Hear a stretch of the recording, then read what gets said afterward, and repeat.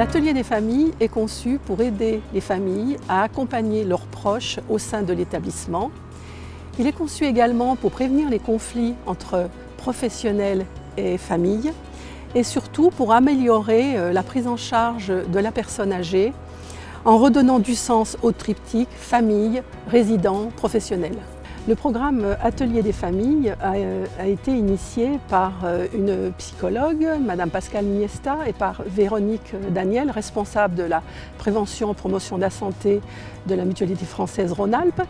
Il a été donc mené dans la résidence mutualiste L'Arche. Nous avons organisé au sein de Génération Mutualiste une étude auprès des directeurs d'établissement, des professionnels et des familles pour connaître leurs besoins et leurs attentes. Et ensuite, nous avons constitué un programme de formation des formateurs de manière à pouvoir diffuser cet atelier des familles dans l'ensemble de nos établissements.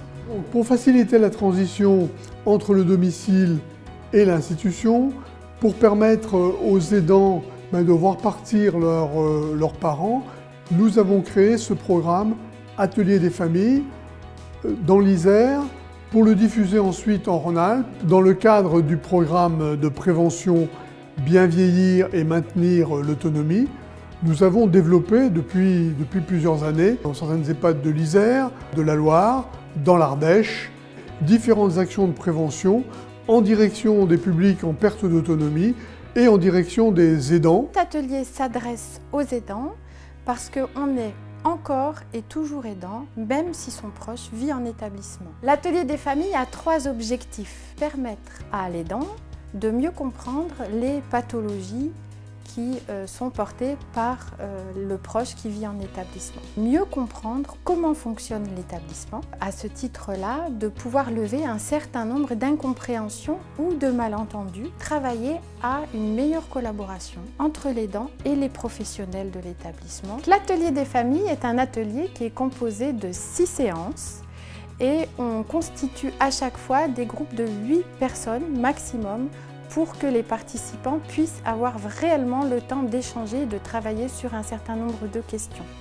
Cet atelier est à chaque fois co-animé par un salarié de l'établissement qui connaît le fonctionnement de l'établissement et une responsable de projet de la Mutualité française Rhône-Alpes qui vient co-animer l'atelier en plus de porter le programme sur l'ensemble de la région. La première séance accompagner l'entrée dans l'établissement ou la maladie de son proche. Cette séance-là favorise l'échange sur les difficultés, les craintes et les attentes autour de l'entrée du proche dans la résidence ou dans la maladie. Un photolangage est le support utilisé pour inciter les personnes à s'exprimer sur les changements occasionnés par la maladie ou par l'entrée dans l'établissement. Faire rentrer son parent dans un établissement comme celui-ci, même si on sait qu'il sera bien, c'est un peu une douleur quand même quelque part, hein.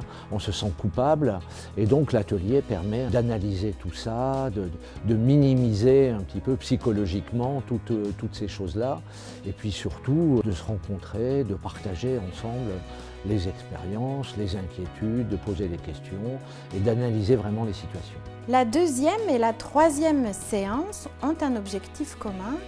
Ils visent à comprendre le fonctionnement de l'établissement. Ces 2 séances, elles permettent de clarifier les rôles et les missions des professionnels. Dans un premier temps, à partir d'un support visuel, dans un deuxième temps, d'une visite complète de la résidence. Cette visite comprend des temps de rencontre avec certains professionnels. Pendant la visite, on ouvre toutes les portes. Le groupe vient à la rencontre de la lingère, du personnel de restauration, de l'aide-soignante en UPG ou en unité classique, du cadre de santé, de la directrice. Chacun explique son métier et répond aux questions du groupe. À l'atelier des familles, quand je me suis inscrit, personnellement, je ne savais pas ce que c'était. J'ai été fort intéressé parce que ça m'a permis de comprendre le fonctionnement des EHPAD, le fonctionnement de l'établissement. La 4e séance, elle a pour objectif de construire une collaboration entre la famille, le résident et les professionnels. Le travail durant cette séance se construit à partir de fiches qui mettent en scène un résident au cœur d'une situation problématique dans sa vie quotidienne au sein de l'établissement.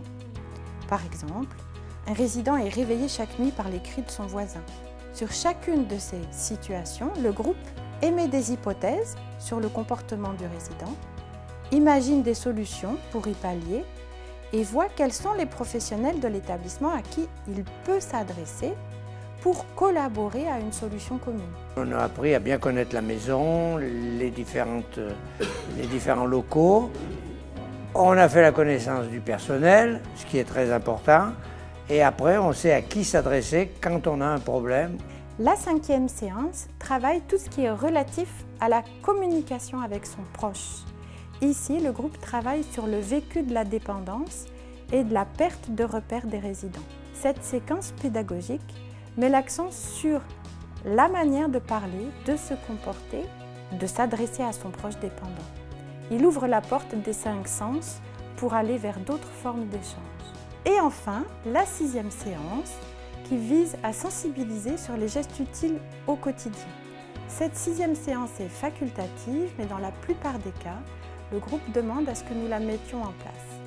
Nous invitons alors un professionnel expérimenté, un kiné, une ergothérapeute, une aide-soignante, pour nous montrer ces gestes que le groupe, du coup, peut reproduire, s'il le souhaite, auprès de son proche. Se lever ou s'asseoir d'une chaise, rentrer ou sortir d'un véhicule. J'anime les ateliers des familles en partenariat avec soit une autre psychologue, soit une personne formée par la Mutualité française. L'atelier des familles aide parce qu'il permet une connaissance très précise de la structure. C'est-à-dire qu'on va visiter des endroits qui ne sont jamais visités. Quand une personne veut entrer, on fait visiter une chambre, on fait visiter la salle à manger. Nous, on n'entre pas dans la cuisine, on n'entre pas dans la lingerie.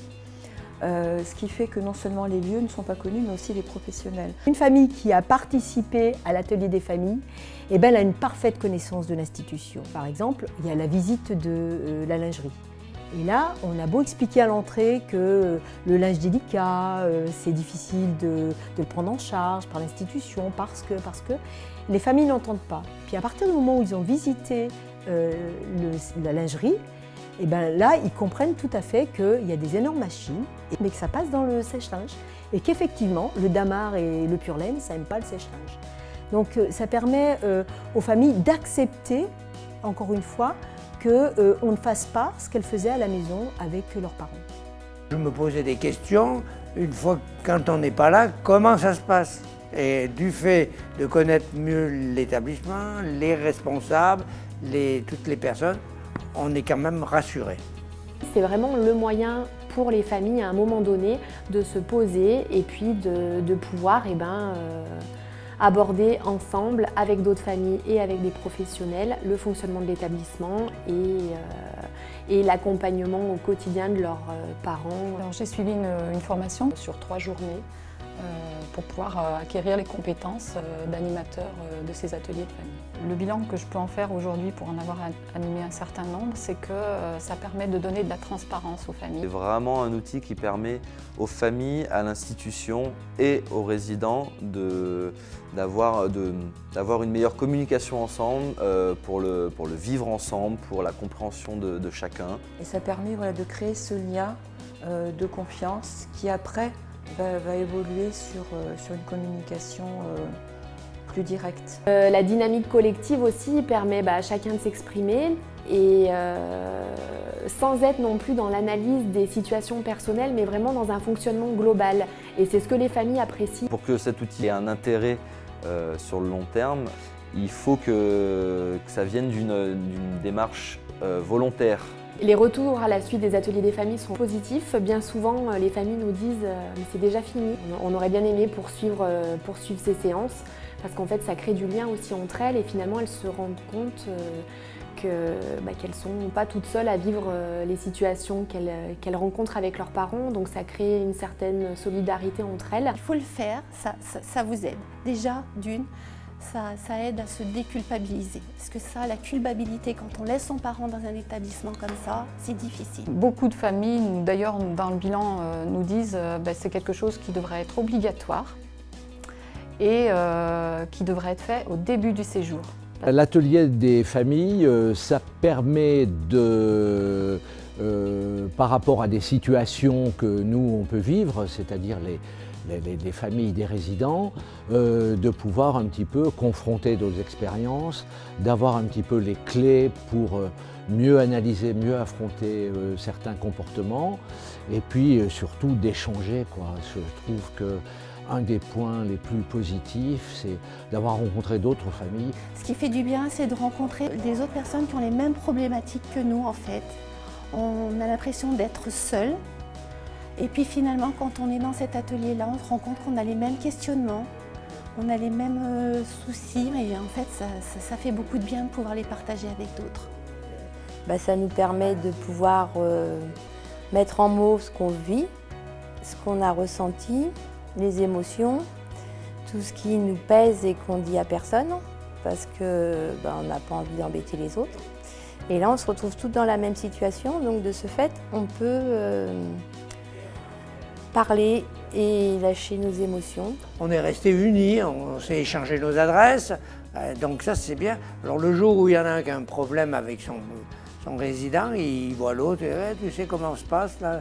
Ah, ta maman elle va bien aujourd'hui, voilà, c'est intéressant ça, l'atelier des familles.